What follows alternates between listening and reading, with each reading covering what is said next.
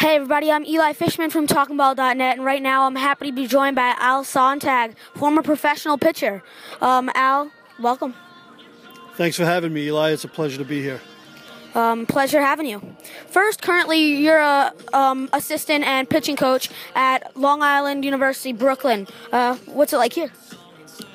It's a great experience. We have a good bunch of young guys, a lot of freshmen, and it's a real treat for me to get the opportunity to work with these guys. You played and were outstanding in college, leading you to be drafted 3 times, and then you were taken 8th overall in the 1984 draft. Can you tell me about what it was like to get drafted and the experience? Yeah, I mean, it was a big thrill for me, growing up as a youngster when I was probably around your age.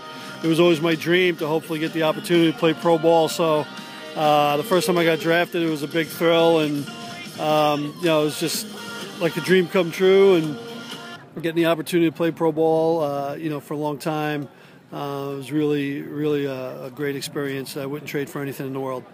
You started off with the Kenosha Twins in A-ball. What was it like to first toe the rubber, knowing you were a professional pitcher? Oh, it was the greatest thrill in the world, and to being a New Yorker and then to be in Kenosha, Wisconsin, was a totally different place that I was used to.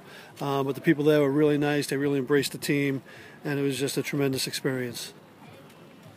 You pitched in spring training in 1987 in the Minnesota Twins. For the Minnesota Twins, what was it like to be up with the big league club and playing in Major League spring training? It was awesome. I mean, that was the year the Twins won the World Series, so I got a chance to, play every day with guys like Frank Viola and Ken Herbeck and Kirby Puckett and Gary Gaetti and, a good friend of mine, Gene Larkin, and it was just a tremendous experience, something that I'll, cherish forever.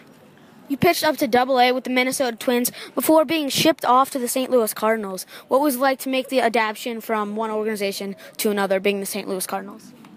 Well, it was, obviously a different organization, and the one fun thing about it was pitchers got a chance to hit because it was a National League, so when we played another National League team, we got a chance to swing the bat, so that was always fun. And, just getting used to the way the Cardinals did things as opposed to the Twins, and just getting to know my new teammates and stuff like that. But baseball's baseball, and it was, another really, really great experience.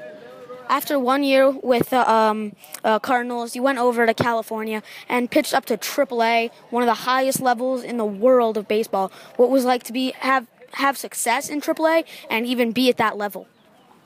I was very lucky. The guy who signed me was Joe Madden, who obviously now is the Cubs manager, and I got a chance to know Joe very well over my years. And just a great organization, great bunch of guys, and I was really lucky to climb the ladder with them and to spend some time with that organization. It was just a dream come true.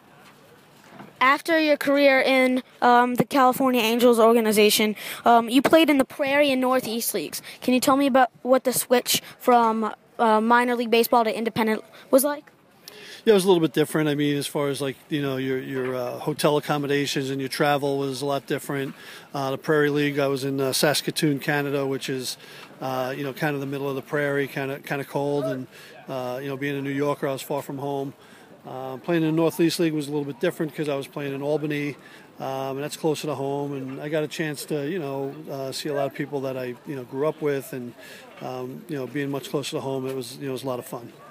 From 1998 to 2002, you pitched with the Bridgeport Bluefish of the Independent Atlantic League, a league that I follow. It's a very decorated league, and you were extremely successful there. Can you tell me about what it was like to pitch there? Yeah, it was a tremendous time. I got the opportunity to throw the first pitch, in Bluefish history, and see the ballpark being built. And I remember our opening day; they were still, screwing the seats in right before the game started. So it was just tremendous to be part of that and to be playing really close to home, being from Long Island and getting a chance to play against the Ducks and play in New Jersey against the Somerset Patriots and the Newark Bears. It was just a great experience. As you mentioned, you threw the first pitch in Bridgeport Bluefish history in 1998, the inaugural season of the league. What was it like to know you have that in your back pocket? I just feel very lucky to have that opportunity, and it's one of those things that you never forget. And it's just, again, I got a chance to live the dream. So I just find myself to be very fortunate. You have 2 records in the Atlantic League. You pitched 207 innings, which is one record, and 3 shutouts in 1 year, which is another. Also, in 2000, you were so good that you were named the Pitcher of the Year in this very decorated league. What was it like to have that honor? You know, I've always been a competitor, and I always go out there and, you know, try to give my team 9 innings every time I went out there. So to reach those kind of milestones and to have those kind of accolades is just, you know, like a dream come true, and it was just a tremendous time. You played 20 years in professional baseball. What was your best moment in your outstanding career? You know, I don't know. There's so many of them. You know, probably, you know, being in big league camp with the Twins was one of them. You know, probably winning the Midwest League. My second year of pro ball was probably another. And then probably, you know, winning a championship with